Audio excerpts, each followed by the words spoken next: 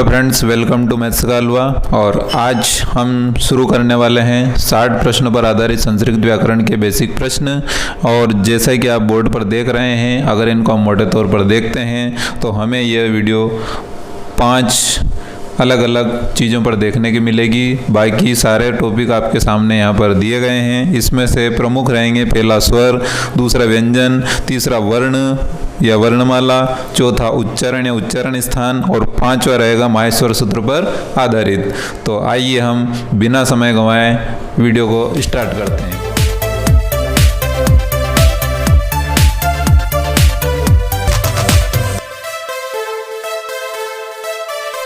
तो हम शुरू करते हैं आज 60 प्रश्न, और उन 60 प्रश्नों में से ये पहले 5 प्रश्न। तो इसमें पहला प्रश्न हम देखते हैं, संस्कृत व्याकरणम कथ्यते चतुर्वेद अभिज्ञान शब्दानुशासनम अपरिमार्जित भाषा।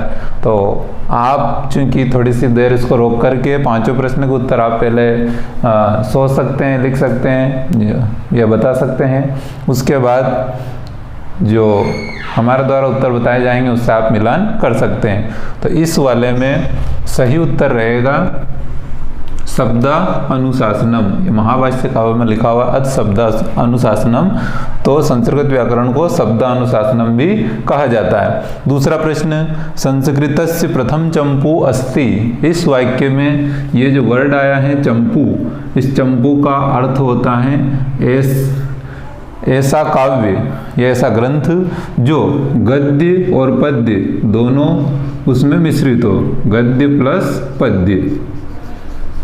गद्य से मतलब होता है हमारा कहानी कविता के जो लेख लिखे रहते हैं वो गद्य टाइप में रहते हैं, और पद्य अर्थात जो श्लोक रहते हैं वो। तो दोनों के मिश्रित रूप से जो लिखी जाते हैं काव्य वो चंपू काव्य कहलाते हैं। अब प्रश्न हमारा ये है कि संस्कृत में प्रथम चंपू काव्य कौन सा है। तो भारत चंपू, रामायण चंपू, जीवनधर चंपू और नल चंपू। तो इन सब में संस्कृत का पहला काव्य रहेगा नल चंपू। अब अगला प्रश्न है, जो नल चंपू इसका प्रथम चंपू है संस्कृत का, तो नल चंपू के रचनाकार कौन है। वरदराज, मम्मटः, त्रिविक्रम भट्टः और कणाद। तो इसका सही आंसर रहेगा त्रिविक्रम भट्टः। अगला प्रश्न है, संस्कृत दिवस कदा आयोज्यते। संस्कृत दिवस कब मनाया जाता है। चैत्र पूर्णिमाया, माघ पूर्णिमाया, कार्तिक पूर्णिमाया, श्रावण पूर्णिमाया। अर्थात चैत्र की पूर्णिमा को, माघ की पूर्णिमा को, कार्तिक की पूर्णिमा को या श्रावण की पूर्णिमा को। तो इसका सही उत्तर रहेगा श्रावण की पूर्णिमा को। अगला प्रश्न है, स्वराकति विद, यानी कि स्वर की कितने प्रकार होते हैं। तो ह्रस्व स्वर, दीर्घ, प्लुत या सर्व। यानी कि ह्रस्व होता है एक प्रकार, दीर्घ होता है एक प्रकार, प्लुत होता है एक प्रकार, या फिर सर्व यानी कि तीनों प्रकार के होते हैं। तो इसका आंसर रहेगा सर्वे। यानी कि स्वर 3 प्रकार के होते हैं, ह्रस्व, दीर्घ और प्लुत। और यहाँ पर संस्कृत व्याकरण को कहा जाता है, ये इसकी हिंदी रहेगी। और यहाँ संस्कृत का प्रथम चंपू है, ये इसकी हिंदी रहेगी। इसके बाद हम देखते हैं छठा प्रश्न, संवृत वर्ण अस्ति। तो इसमें संवृत का मतलब होता है ढका हुआ या बंद, और विवृत का मतलब होता है खुला हुआ। तो ये उसका विलोम होता है। तो इसमें जो है विवृत जो होते हैं उसमें सभी स्वर होते हैं, लेकिन जो संवृत होता है उसमें केवल अ रहता है। तो अ इसका सही उत्तर रहेगा, क्योंकि अ को हम जब उच्चारण करते हैं तो इसमें आपको ह्रस्व प्रयत्न का प्रयोग करना पड़ता है। बाकी के उच्चारण के लिए आपका मुंह खुला रहता है तो श्वास ज़्यादा निकलती है। ह्रस्व स्वर अस्ति। इसमें हमें बताना है कि ह्रस्व स्वर कौन सा है, अ, ए, ओ और ई। तो आप सभी जानते हैं कि ये जो स्वर हैं, बाकी इधर पीछे वाले सारे दीर्घ हैं, और ये वाला हमारा ह्रस्व रहेगा। ह्रस्व स्वर नास्ति। अब इसमें से ह्रस्व स्वर नास्ति यानी कि इसमें ह्रस्व स्वर कौन सा नहीं है। तो यहाँ पर ई, री, ऊ और ओ। तो अभी हमने यहाँ देखा था कि जो ओ है वो हमारा दीर्घ है, तो वो यहाँ पर ह्रस्व नहीं रहेगा। अगला, अवर्ण से उच्चारण स्थानम भवति कंठ तालव्य मूर्धन्य दंत्य। अ का उच्चारण कहाँ से होता है। तो अ का उच्चारण होता है कंठ से। कस्य वर्णे दीर्घ स्वर न भवति, किस वर्ण का दीर्घ स्वर नहीं होता है? अ का, री का और ऊ का। तो हमने पिछली वीडियो में देखा हुआ है अ, ई, ऊ, री, इनका दीर्घ स्वर होता है, अर्थात इन चारों का दीर्घ स्वर होता है, लेकिन ये जो री रहता है इसका दीर्घ स्वर नहीं होता। इसके बाद हम देखते हैं 11वां प्रश्न, री वर्णस्य उच्चारण स्थानम भवति, कंठ, तालव्य, मूर्धन्य और दंत्य। तो री वर्ण का उच्चारण स्थान हमने एक तालिका भी प्रोवाइड की थी, उसके अनुसार दंत्य होता है। अगला, ह्रस्व स्वरः कति, ह्रस्व स्वर कितने होते हैं संस्कृत में? 6, 13, 8 या 5? तो ये 5 होते हैं हमारे, जो हमने पूर्व में पढ़ चुके हैं। इसके बाद भी अ, ई, ऊ, री और री। और हमें ज्ञात है कि इन चारों के दीर्घ भी होते हैं। ये ह्रस्व हैं, पांचों ह्रस्व हैं और 4 के हमारे दीर्घ होते हैं, इसका दीर्घ नहीं होता है, जो हमने अभी पूर्व में पढ़ा है। स्वराणाम संज्ञा प्रत्याहार भवति, हमने जो माहेश्वर सूत्र पढ़े थे उसके अनुसार स्वरों की संज्ञा या प्रत्याहार कौन सा है जिसमें सारे स्वर आ जाते हैं? तो अच, हल, अल, यण। तो अच हमारा सही रहेगा, इसमें हमारे सारे स्वर आ जाते हैं, आई, ऊणा, एवणा, एवं, च। तो उधर अ से चला और च पे समाप्त हो रहा। हल में आपका ह से लगाकर ल तक इसमें सारे व्यंजन आते हैं। अल में हमारे 14 ही सूत्र आते हैं, अर्थात पूरी वर्णमाला अल के अंदर आ जाती है। यण में हमने पढ़ा था यण संधि के अंदर य, र, य व र, 4 वर्ण इसमें आते हैं। दीर्घ स्वरः कति, ये जो हमारे 4 वर्ण रहते हैं, इन चारों के हम दीर्घ बनाते हैं और एक ये रहेगा, तो 4 और 4 8 रहेगा, लेकिन इसका दीर्घ नहीं होता है, इसलिए हमारे यहाँ 8 रहेंगे। इसके बाद में अगला अंतिम प्रश्न है 15वां प्रश्न, संस्कृत वर्णमालायाम स्वर्ण वर्णस्य संख्याम संति, यानी कि संस्कृत वर्णमाला में स्वर वर्णों की संख्या कितनी होती है? तो हमने देखा कि ह्रस्व स्वर यहाँ पर 5 होते हैं और दीर्घ स्वर हमारे 8 होते हैं, तो 8 और 5 13। तो यहाँ पर पूछने के तरीके अलग अलग हो सकते हैं, जैसे यहाँ पर गिनती लिखी हुई है, यहाँ पर उसने जो ऑप्शन दिए हैं विकल्प वो हमारे हिंदी में लिखे हैं और यहाँ पर जो दिए हुए हैं वो संस्कृत में लिखे हैं। तो 13 के लिए यहाँ पर ये सही ऑप्शन रहेगा त्रयोदशः, त्रयोदशः इसमें राइट आंसर रहेगा, इसका अच रहेगा और यहाँ पर हमारा रहेगा दंत्य। अब हम देखते हैं 16वां प्रश्न, माहेश्वर सूत्राणाम स्वर वर्णस्य संख्याम अस्ति, माहेश्वर सूत्रों के अनुसार स्वर वर्णों की संख्या होती है 9, 11, 13 या 14। तो हम माहेश्वर सूत्रों को देखते हैं तो वहाँ पर अ से लगा के च तक के बीच स्वर होते हैं। तो अ, ई, ऊण, री, ल, क 5 यहाँ पे हो जाएंगे, ए, ओ, ए, ओ, न, ए, ओ, च। तो 4 और 5 टोटल हो जाएंगे हमारे पास 9। यहाँ पर हमें जो स्वर मिलेंगे वो रहेंगे हमारे अ, ई, ऊ, फिर हमारा री, री और ए, ओ, ए, ओ। इस प्रकार टोटल संख्या में रहेगी, सर्कल बना देते हैं 9। अ से लगाकर च तक, क्योंकि च इस संज्ञक है इसलिए उसको नहीं लिखा गया। बीच में भी हमारे बहुत सारे इसमें इस संज्ञक आए हैं।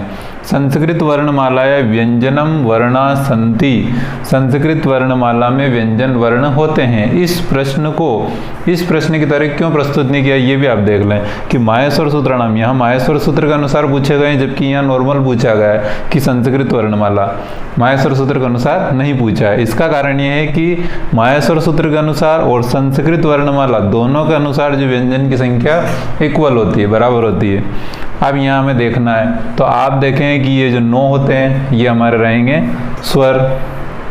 इसके बाद में हम वर्ग देखते हैं, तो वर्ग में हमें एक लाइन, वर्ग से मतलब होता है क वर्ग में 5 अक्षर होते हैं, क, ख, ग, ग, ण। इसी प्रकार क, च, ट, त, प 5 लाइनें होती है और 5 लाइन से हमें मिलेंगे 25 अक्षर मिलते हैं। इसके बाद हमारा यण प्रत्याहार य वरवल, अंतस्थ जो वर्ण होते हैं 4 वो होते हैं और 4 ही हमारे उष्म वर्ण होते हैं। तो टोटल मिलाकर हमें मिलेंगे 33, इसलिए इसका राइट आंसर रहेगा 33।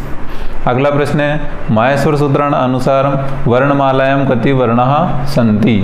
माहेश्वर सूत्र के अनुसार वर्णमाला में कितने वर्ण होते हैं। तो अब हम देखते हैं कि यहाँ पर आप देखें टोटल मिलाकर हमें मिल रहे हैं ये 9 और यहाँ हमें मिल रहे हैं, मैंने कहा था इसमें अंतर नहीं होगा, मतलब माहेश्वर सूत्र के अनुसार ये उत्तर चलेगा। तो 33 और 9 हो जाएंगे हमारे 42। तो 42 का आंसर यहाँ पर सही रहेगा। इसके बाद 9 अर्थात 9 द्विपंचाशत अर्थात 52, तो ये हिंदी वर्णमाला के हिसाब से ये सही रहेगा, लेकिन अभी यहाँ माहेश्वर सूत्र के अनुसार चल रहा है इसलिए द्विचत्वारिंशत् सही रहेगा। अगला प्रश्न है संस्कृत वर्णमालाएं कति वर्णाः सन्ति। ये माहेश्वर सूत्र के अनुसार है और ये संस्कृत वर्णमाला के अनुसार नॉर्मल पूछा गया प्रश्न है। तो इसके अनुसार हमारे आ रहे हैं 33 33 प्लस 9 बराबर 42।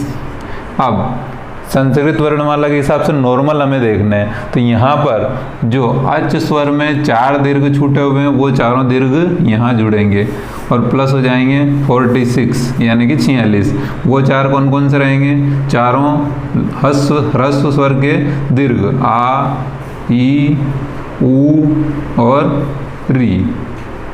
ये चारों में माहेश्वर सूत्र में नहीं मिलेंगे लेकिन हमारी वर्णमाला में होते हैं, तो ये 4 वर्ण और जुड़कर यहाँ पर हो जाएंगे 46, इसलिए इसका सही आंसर रहेगा 46। अगला प्रश्न पाणिनि मतानुसार संस्कृत वर्णमालाएं कति वर्णाः सन्ति। तो इसमें 33 32 33 41 42 52 53 और 63 64। तो इस पर पिछली एक वीडियो बन चुकी है और पूरी इसी पर बनी, इसलिए इसमें रहेंगे 63 और 64। देखते हैं 21वां प्रश्न माहेश्वर सूत्राणाम संख्या कति, अर्थात तो माहेश्वर सूत्रों की संख्या कितनी होती है। 11 11 9 10 19 14 14 और 9 9। तो यहाँ पर सही उत्तर रहेगा 14, क्योंकि हमने इस चैप्टर को भी पढ़ा है। प्रत्याहार संख्याम कति, जो माहेश्वर सूत्र होते हैं उससे कुछ प्रत्याहार बनाए गए तो उनकी संख्या कितनी होती है, तो उनकी संख्या होती है 42। माहेश्वर सूत्राणाम अपर नाम वर्तते, माहेश्वर सूत्र का दूसरा नाम है, अर्थात उसके पर्यायवाची क्या क्या हैं। तो इसके पर्यायवाची वैसे बहुत सारे हैं लेकिन कुछ यहाँ दिए गए हैं। प्रत्याहार सूत्रम, क्योंकि इससे प्रत्याहार बनते हैं। वर्णमाला सूत्रम, इससे वर्णमाला भी बनती है। शिव सूत्रम, शिव के तांडव नृत्य करने पर जो ध्वनि उत्पन्न हुई थी उसको पाणिनि ने सूत्रों के रूप में लिखा, तो वो शिव सूत्रम। और सर्वे, यानी कि जितने जो ऑप्शन हैं विकल्प हैं वो सब सही हैं, तो हमारा आंसर यही रहेगा कि ये सभी कहलाते हैं, अर्थात माहेश्वर सूत्र के पर्यायवाची ये सब होते हैं। अगला है पाणिनि रचना अस्ति, पाणिनि की रचना है, अर्थात उन्होंने कौन सा ग्रंथ बनाया है। सबसे पहला है वार्तिक, तो वार्तिक हमारा कात्यायन के द्वारा बनाया गया है, जिनका दूसरा नाम है वररुचि। महाभाष्य, महाभाष्य हमारा पतंजलि के द्वारा बनाया गया है। अभिज्ञानम शाकुंतलम, ये हमारे संस्कृत के विद्वान महान कालिदास के द्वारा बनाया गया ग्रंथ है। और अष्टाध्यायी, ये ग्रंथ पाणिनि के द्वारा रचित है, इसलिए इसमें आएगा अष्टाध्यायी। अगला अष्टाध्यायी ग्रंथानाम कति अध्यायः सन्ति। अष्टाध्यायी, जैसा कि हमें नाम से ही पता चल रहा है कि अष्टाध्यायी यानी कि अष्ट, इस ग्रंथ में कितने अध्याय हैं, तो यहाँ पर रहेगा हमारा अष्ट, यानी कि। अगला प्रश्न देखते हैं हम, प्रश्न नंबर 26 अष्टाध्यायी ग्रंथः कति पादः सन्ति।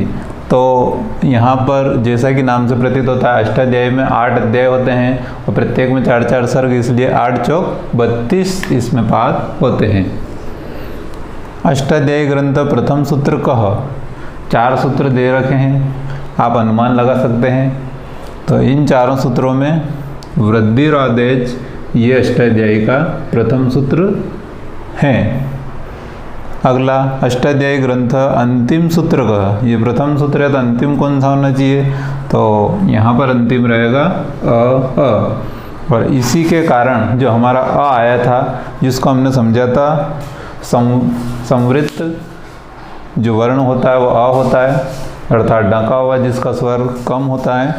और इस अष्टाध्यायी ग्रंथ के अ सूत्र के कारण जब हम शास्त्रों में उसका उपयोग करते हैं तो उसको विवृत रूप में भी ले सकते हैं। तो अ समृद्ध भी होता है और विवृत भी होता है, लेकिन अष्टाध्यायी की इस आदेश के द्वारा अ सूत्र के आदेश के द्वारा। मुनि कात्यायन अपर नाम किम आसीत।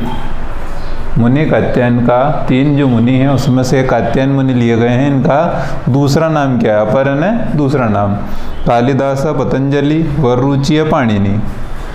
तो चूंकि अभी हमने पहले देखे थे इनके चारों के ग्रंथ भी आए थे, तो यहाँ पर कात्यायन का जो दूसरा नाम रहेगा वो रहेगा वररुचि।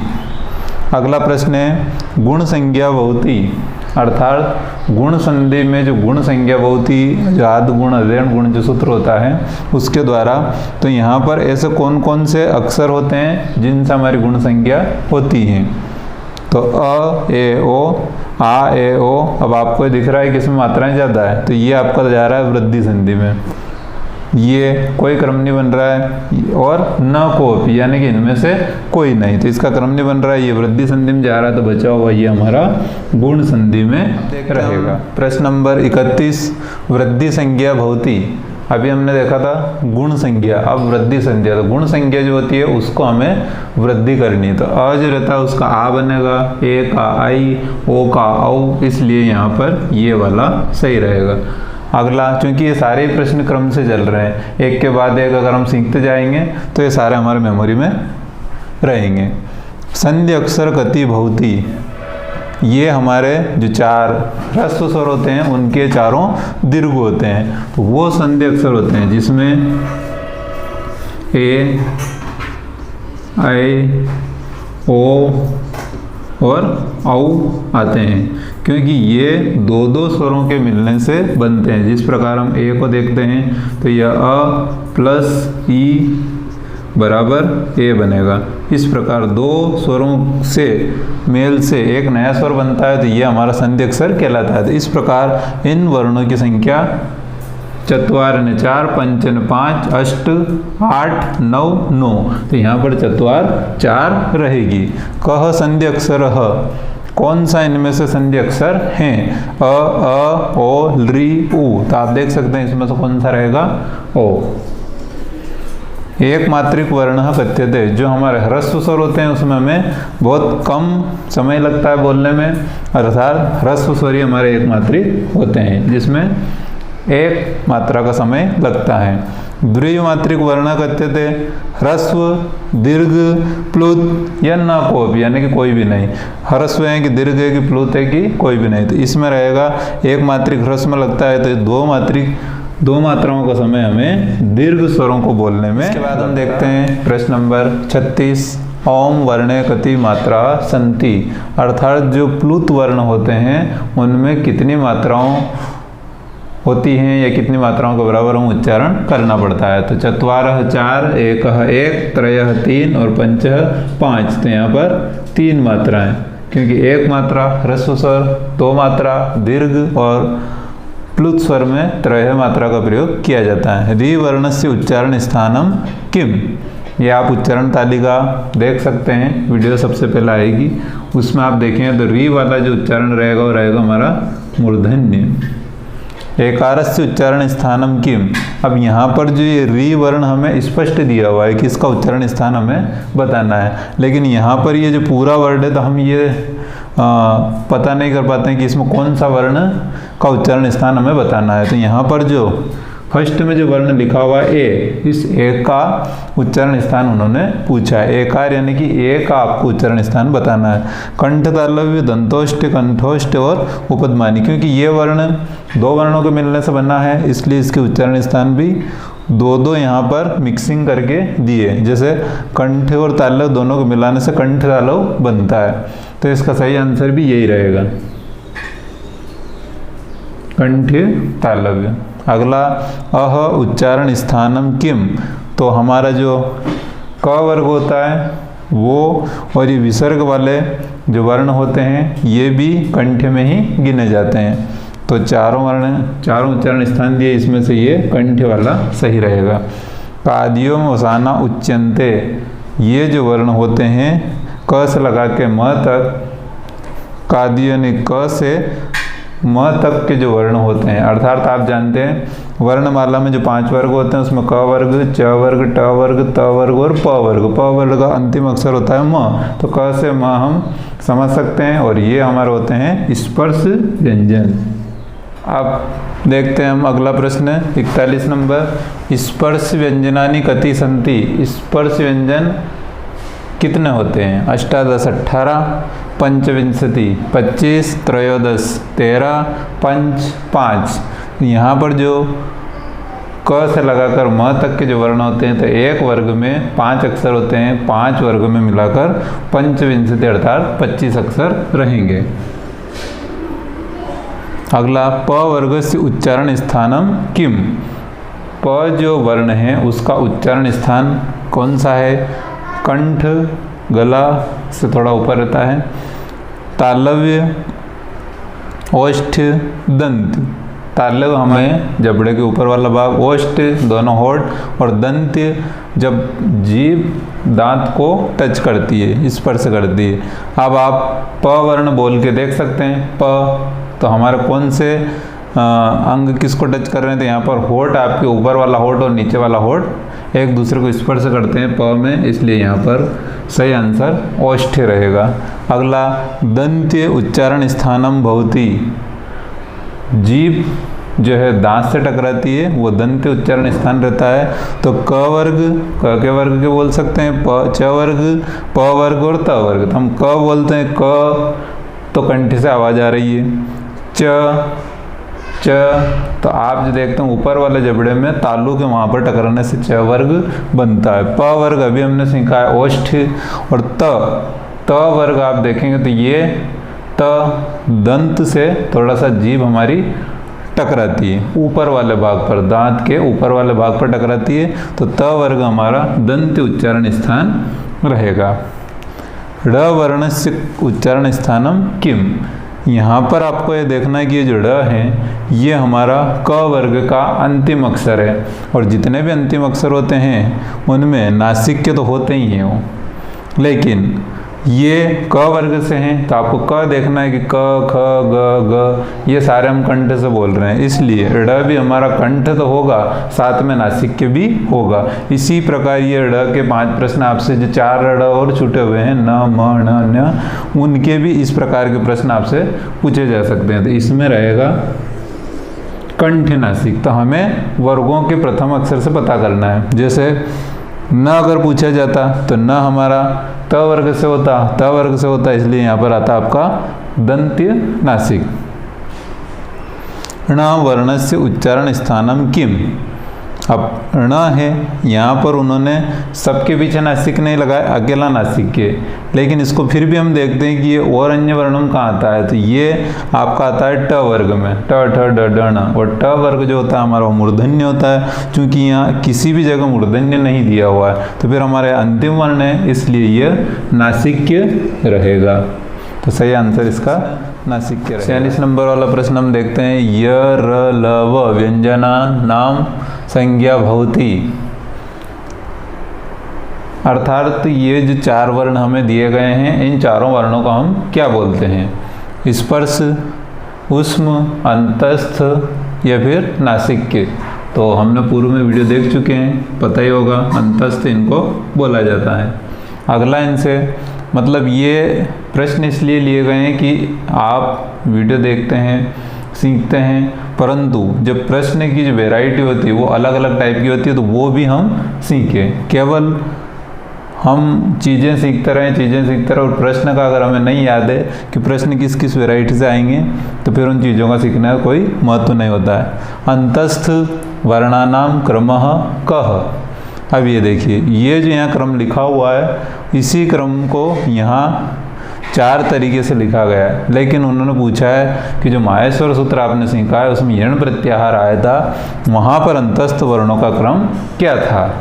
तो वहाँ पर जो अंतस्थ था वो ये था, य, व, र, ल, क्योंकि ये जो य, र, ल, व हैं ये हमारे हिंदी का क्रम है, लेकिन वहाँ पर अंतस्थ क्रमों का अगर पूछा जाता है तो ये सदैव हमें यण प्रत्याहार का क्रम ही बताना पड़ेगा। र वर्णस्य उच्चारण स्थानम किम।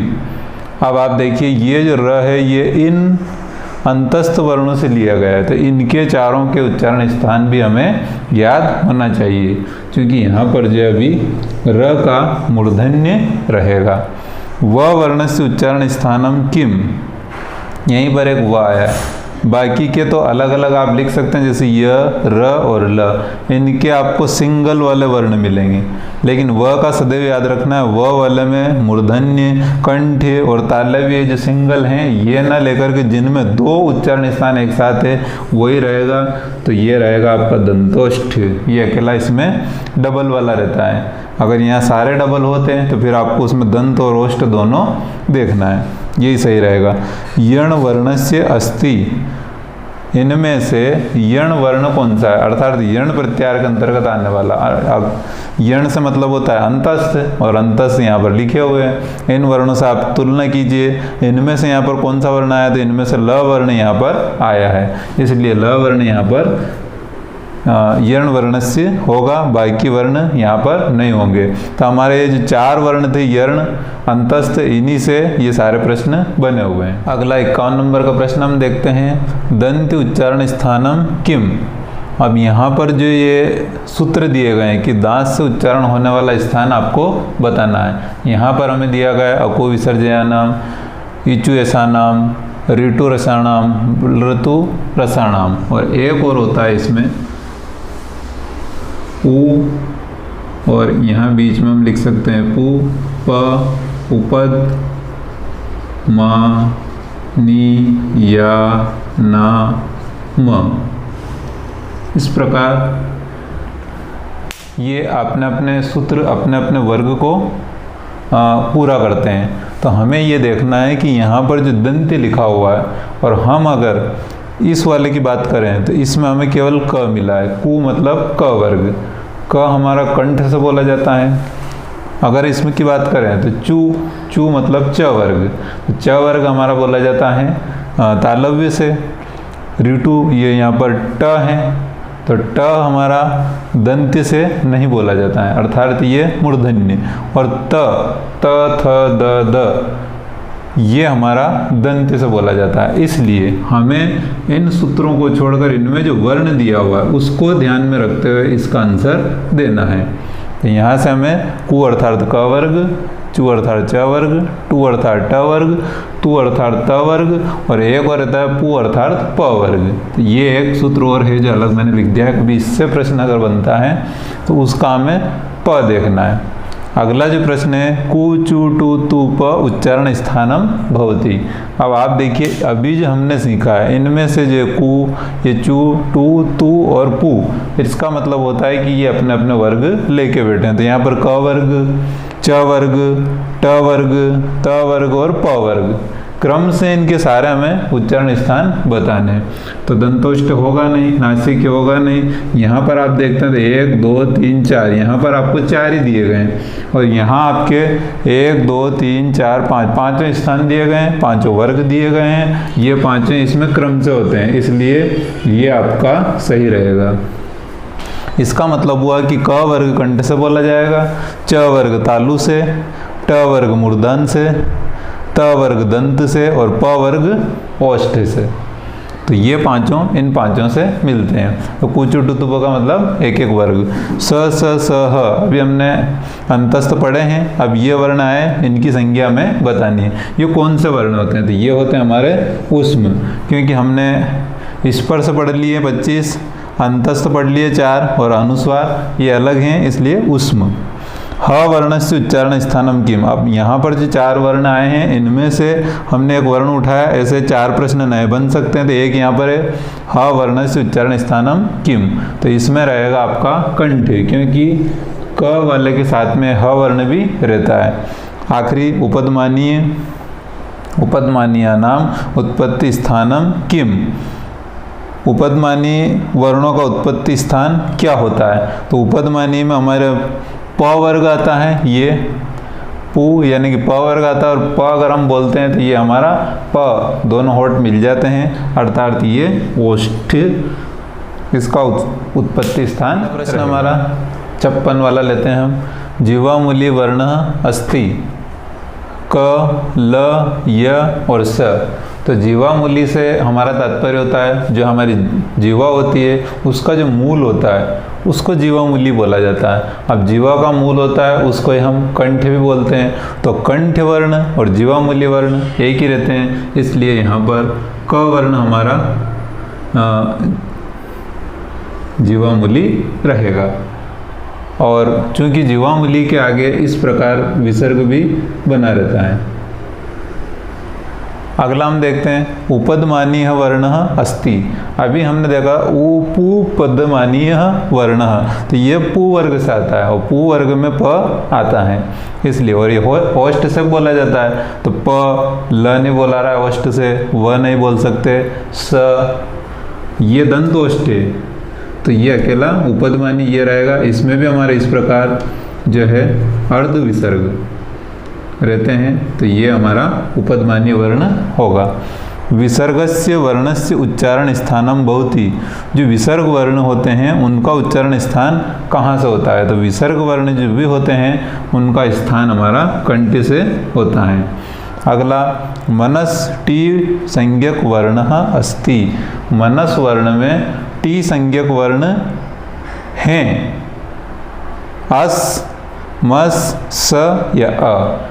तो ये हम थोड़ा सा सीख लेते हैं। इसमें अगर हम लेते हैं जैसे राम या राम, हमने एक वर्ण लिया, तो राम वर्ण अगर हम लेते हैं तो इसके टुकड़े करते हैं, तो र प्लस आ प्लस म और प्लस अ। हमारे पास इसके 4 टुकड़े मिले। टी संज्ञक वर्णों की विशेषता ये होती है कि ये अच वर्ण होते हैं। अच वर्ण का मतलब कोई भी आप वर्ण अगर लेते हैं, यहाँ लिख देता हूँ मैं टी संज्ञक बराबर अच, अर्थात कोई भी वर्ण अगर शब्द हमारा रहेगा तो अंतिम वर्ण हमारा अच होना चाहिए। अयुण जो आपने सूत्र पढ़ा है माहेश्वर सूत्र में, वो यानी कि सभी स्वर इसमें अंत में रहने चाहिए। तो यहाँ पर आपको स्वर दिख रहा है अ, इस हिसाब से इसका यहाँ मैं लिख देता हूँ टी संज्ञक होगा अ। लेकिन अब उन्होंने वर्ण दिया है हमें मनस म। अभी हम एक और वर्ण लेते हैं, जैसे हम लेते हैं रवि, तो यहाँ पर हमारा होगा र, अ, व और ई। इस हिसाब से आप देखिए अंत में कौन सा वर्ण आ रहा है, ई, और ई अच के अंदर आता है, स्वर आता है, इसलिए हमारा ये ई यहाँ पर टी संज्ञक वर्ण है। अगला हम देखते हैं भानु, तो यहाँ पर भ प्लस आ प्लस न प्लस उ। अब इसमें हम देखते हैं अंतिम वर्ण हमारा उ है, तो हमारा ये उ यहाँ पर टी संज्ञक वर्ण रहेगा और ये अच वर्ण में आता है। इस प्रकार हम जितने भी वर्ण लेंगे सबके अंत में हमें स्वर देखना है, और वो जो स्वर रहता है वही हमारा टी संज्ञक वर्ण रहता है। लेकिन अब मनस की स्थिति थोड़ी सी अलग है। यहाँ लेते हैं हम मनस बराबर म प्लस अ प्लस न प्लस अ प्लस स, और चूंकि स में हलंत पहले से ही लगा हुआ है, तो स में से हम अ नहीं निकाल सकते हैं क्योंकि वो पहले से ही आधा वर्ण है। तो ऐसी स्थिति में हमें अंतिम क्या लेना है, अच लेना है, स्वर लेना है। तो स्वर यहाँ है नहीं, तो इससे आगे जो भी स्वर रहेगा वह स्वर, और इसके पीछे जितने व्यंजन हैं वो सब आपके टी संज्ञक कहलाएंगे। इसलिए यहाँ पर हमारा जो है अ, आज के हिसाब से अ यहाँ पर टी संज्ञक हुआ, लेकिन अ के बाद में स भी होने से यहाँ पर जो टी संज्ञक होगा वो अस होगा। तो ये हमें याद रखना है, ये केवल अच पर कार्य करेगा। अगला प्रश्न, तो यहाँ पर जो आंसर आएगा वो अस। अगला है अंतिम वर्णात पूर्व वर्णस्य भवति, यानी कि अंतिम वर्ण से पूर्व वाला वर्ण। किसी शब्द में अंतिम वर्ण से पूर्व वाला शब्द क्या कहलाता है, टी संज्ञा, उपदा संज्ञा, नवदा संज्ञा, उपसंज्ञा।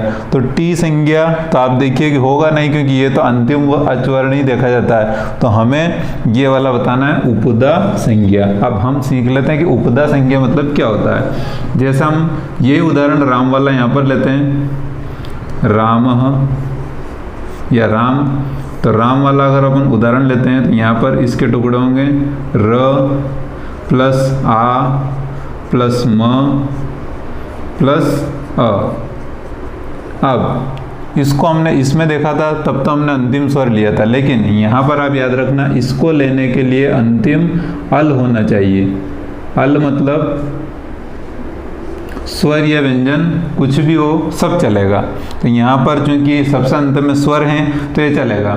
यहाँ पर अगर व्यंजन भी होता तब भी चलता, हल नहीं लिखा हो, ये अल है। अब यहाँ पर उपदा का मतलब होता है कि अंतिम वर्ण से एक वर्ण पूर्व। तो यहाँ अंतिम वर्ण हमारा अ है और इससे एक वर्ण पूर्ण हमारा हुआ म, इसलिए यहाँ पर उपदा संज्ञा जो होगा वो है वर्ण म।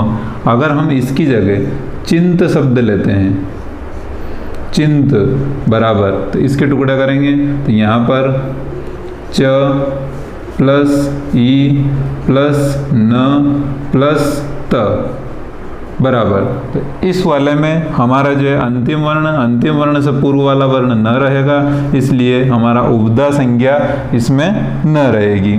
इसी प्रकार अगर हम लेंगे पठ,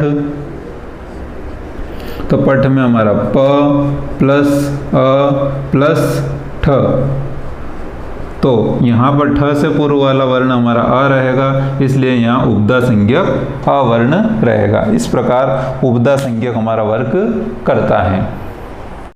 तो हमने अभी जो 60 प्रश्न देखे हैं वो उन प्रश्नों का उद्देश्य यही था कि हम जो भी सीखें वो क्रम से सीखें। वहाँ पर जो 60 प्रश्न हमने यहाँ पर लिए थे ये सारे हमने क्रम से ही लिए हैं, और एक के बाद एक सीखने समय क्या है कि ये सभी अच्छे से याद हो जाते हैं। इसके बाद में अगर आपको ये वीडियो अच्छी लगती है तो आप इसको शेयर ज़रूर करें, और साथ में अभी आगे इसमें लिपि, ध्वनि, उच्चारण स्थान, वर्ण, वर्णमाला, उत्क्षिप्त द्विगुणित वर्ण, अनुस्वार, विसर्ग, अल्प प्राण, महाप्राण, घोष, अघोष, इनकी सभी की परिभाषाएं उदाहरण सहित आपको आगे यहाँ पर कुछ परिभाषाएं दी गई है, जिसमें लिपि, ध्वनि, उच्चारण स्थान, वर्ण और वर्ण को हम अक्षर भी बोलते हैं, उसके बारे में यहाँ पर स्पष्ट बताया गया है।